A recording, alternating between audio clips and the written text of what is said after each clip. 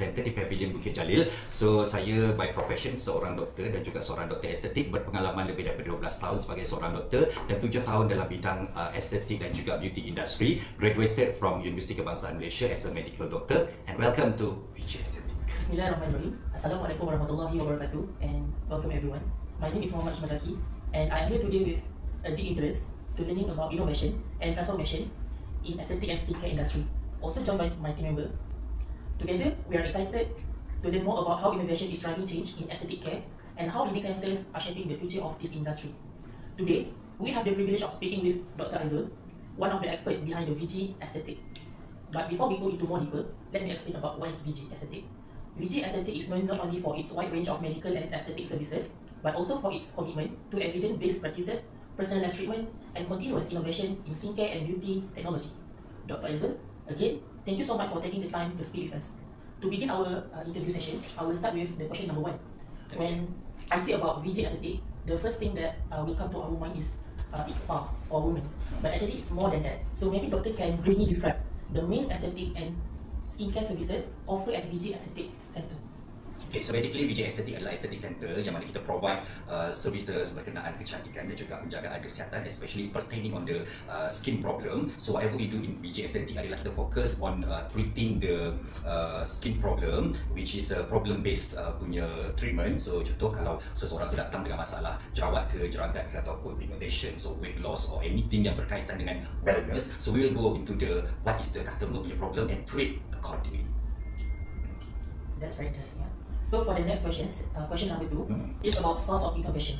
In our business, it's very important for a business owner to have innovation to compete with other competitors. So here at VG Aesthetic itself, what would you say are the main drivers of innovation here?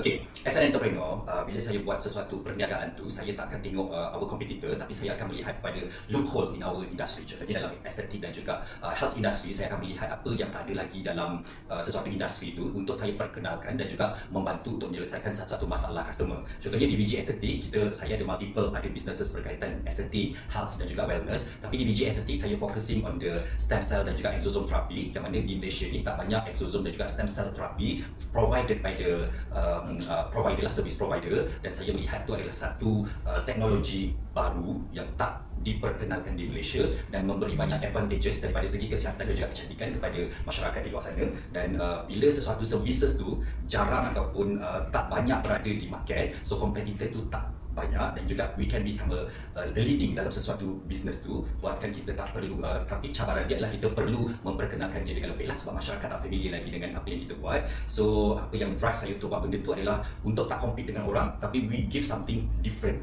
from the other service provider. Can I ask, how does the center stay updated with global trends and new technologies?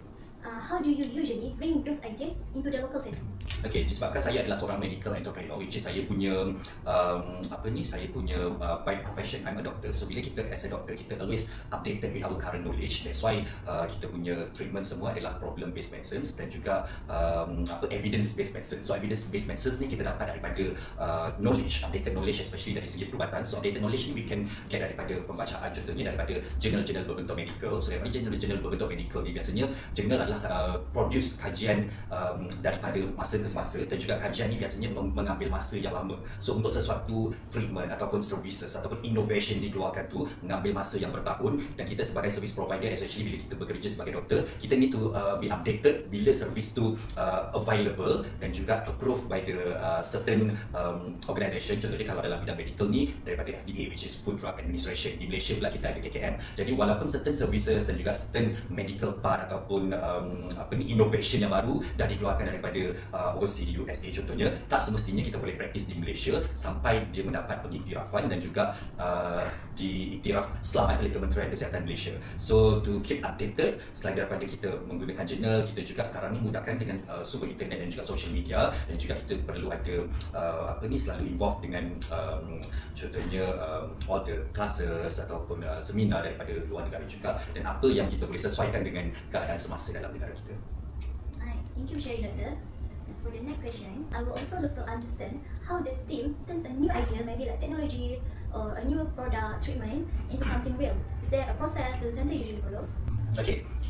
saya sebagai director of the company, saya the one yang akan membuat sesuatu keputusan terhadap apa-apa juga ideas yang diberikan oleh team members ataupun staff saya, dan juga saya sangat terbuka untuk semua team member untuk bagi idea-idea yang baru, especially yang lebih fresh, sama ada daripada segi services ataupun daripada segi marketing ataupun daripada segi pelbagai aspek lain yang melibatkan perniagaan. Dia open to talk with me, tapi saya akan analyse sesuatu idea tu sama ada kalau contohnya dari segi perubatan dan juga kesihatan, sama ada idea tu adalah idea yang selamat untuk diberikan kepada pelanggan atau masyarakat. Yang kedua adalah soal keberkesanan. Ketiga, soal sama ada servis tu sesuai dengan keadaan semasa dan juga isu sensitivity di Malaysia juga. Selain itu, sebab bila kita bercakap berkenaan kesihatan ni, kita ada etik. So make sure apa yang kita berikan kepada pelanggan tu tak cross the medical etik yang menyalahi daripada segi ethical kita sebagai doktor, dan juga daripada segi management yang lain, contohnya marketing dan juga perniagaan. Saya sangat suka idea-idea baru, especially daripada team member saja, sebab idea-idea ni memberikan satu idea yang fresh, dan kalau idea itu adalah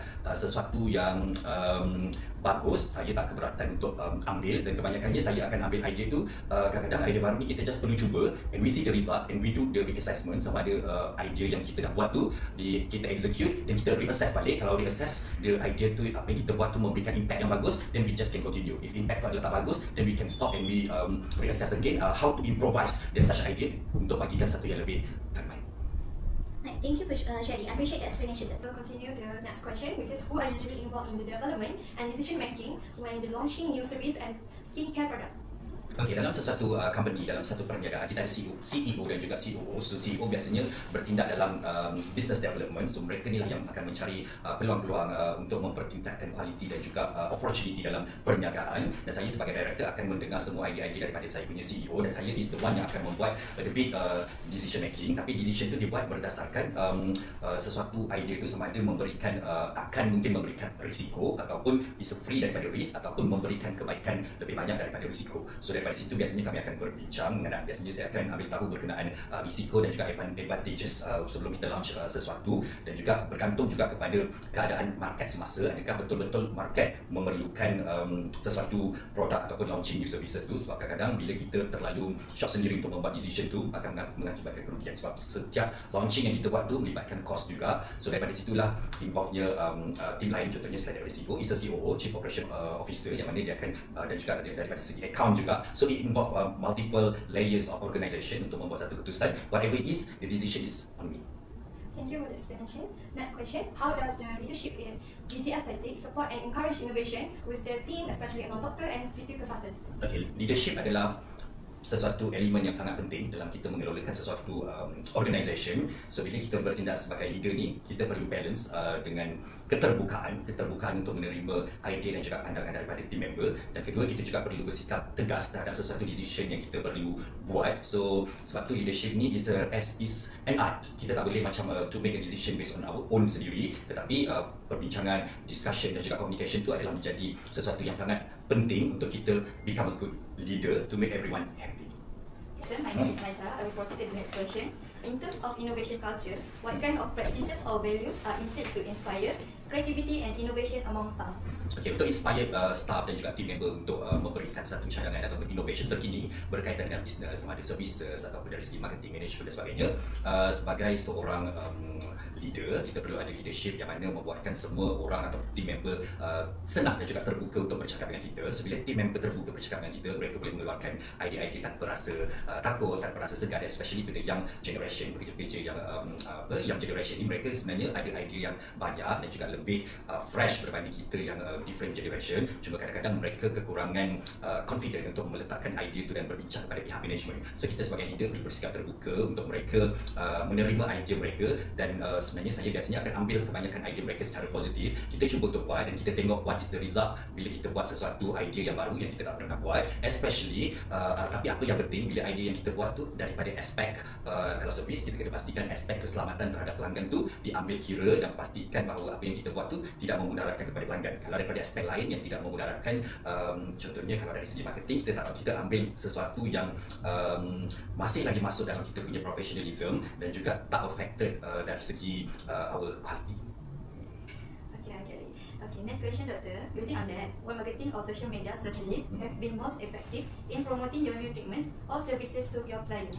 Okay, mengikut peredaran zaman sekarang ni kita ada offline dan juga online marketing. So online marketing is the main tools zaman sekarang ni dari estetik industry untuk kita dapatkan klien, untuk kita dapatkan awareness dan juga engagement. So daripada segi online marketing ataupun social media marketing ni, kalau kita tengok zaman sekarang ni kita perlu lebih kreatif dan juga mengikut keperluan semasa. Walau bagaimanapun keperluan semasa tu depends pada bidang dan juga segmen perniagaan kita. Contohnya kalau kita macam saya sendiri berniaga daripada bidang perubatan, kesihatan dan juga estetik, so professionalism tu perlu dikekalkan, bukan sahaja untuk kita dapatkan engagement ataupun viral things, tapi professionalism tu kita perlu kekalkan untuk kita menarik klien-klien yang juga daripada segmen yang sama. Contohnya kalau kita buat dalam bidang estetik tapi kita salah segmen dalam marketing social media, so kita akan menarik mereka-mereka yang ramai customer mungkin tapi it's not a high quality customer. So it depends. That's why dalam bidang estetik ni saya ada banyak brand, maksudnya bidang yang sama tapi brand yang berbeza, dan juga saya cater kepada segmen yang berbeza. Ada setengah bisnes saya, contohnya Dr. Sis, saya akan segmen kepada mass market. So mass market ni dari segi marketingnya berbeza sebab kita attract kepada mereka yang willing to spend certain amount only. Tapi macam di VJ estetik ni kita cater for the high spending, maksudnya orang yang boleh spend for satu treatment tu probably can spend more than 50k, even kita ada stem cell yang berharga 120,000 per treatment. So segmental of the market tu berbeza. So the way kita memberikan marketing way dari segi social media juga berbeza. So dari segi social media juga sharing of knowledge juga penting, sebab bila kita bercakap tentang estetik, medical things ni, masyarakat nak lihat sesuatu berkenaan education, especially benda-benda yang mereka yang tak pernah dengar lagi di luar sana. For the question is, what are the biggest challenges the centre face when trying to introduce or sustain new technology and services in estetika? Okay, challenge bila kita memperkenalkan sesuatu teknologi yang baru adalah untuk mendapatkan trust daripada klien lah. Sebab bila kita nak dapatkan trust daripada klien ni, mereka memerlukan, sebab mereka perlu spend dalam certain amount, so mereka perlu tahu adakah apa yang mereka spend terhadap new technology ataupun innovation tu worth it for them. Maksudnya kita perlu explain sama ada apa kebaikan yang mereka akan dapat bila mereka try dengan our innovation. Tapi untuk mendapatkan trust itu adalah sesuatu yang sangat mencabar. Itu adalah challenge terbesar sebab kita perlu tunjukkan keberkesanan. Contohnya kalau daripada segi kecantikan, kita perlu tunjukkan apa kebaikan sesuatu teknologi itu berbanding dengan teknologi yang lain, ataupun contohnya kalau daripada segi estetik, apa kebaikan membuat treatment berbanding dengan hanya menggunakan skincare. Itu adalah dua different thing yang mereka nak tahu dan kita perlu tunjukkan daripada segi result. Contohnya testimoni yang berkesan, apa kelebihan dan juga dari segi side effect juga mereka juga perlu tahu. So itu menjadi satu challenge, especially bila benda itu adalah sesuatu yang baru dan jarang berada di pasaran. So itu adalah merupakan satu challenge untuk memperkenalkan sesuatu innovation kepada masyarakat. Okay, so for the next question, what future innovation plans does VJ Estetik have, for example, introducing new technologies, expanding services, or entering new markets? Okay, bila kita nak memperkenalkan new innovation ataupun teknologi, kita kena kenal pasti dulu apa yang diperlukan ataupun apa segmen yang belum ada di dalam masyarakat. So mengenal pasti masalah dalam masyarakat dulu, baru kita tahu apa innovation yang akan kita bawa. Sebab dalam bidang kecantikan dan juga estetik dan kesihatan ni, kita tak memperkenalkan teknologi ataupun innovation, tapi kita menyelesaikan sesuatu masalah. So recognizing apa masalah dalam masyarakat itu adalah penting untuk kita introduce apa teknologi ataupun innovation yang bersesuaian untuk membantu mereka. So bila kita dapat membantu mereka, mereka ambil services daripada kita dan menjana kita punya pendapatan dalam segi perniagaan.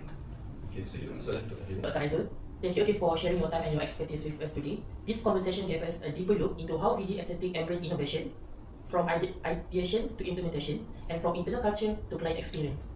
I'm sure many of our audience will walk away inspired and perhaps more aware of just how much care and strategy goes into every new treatment or service we introduce.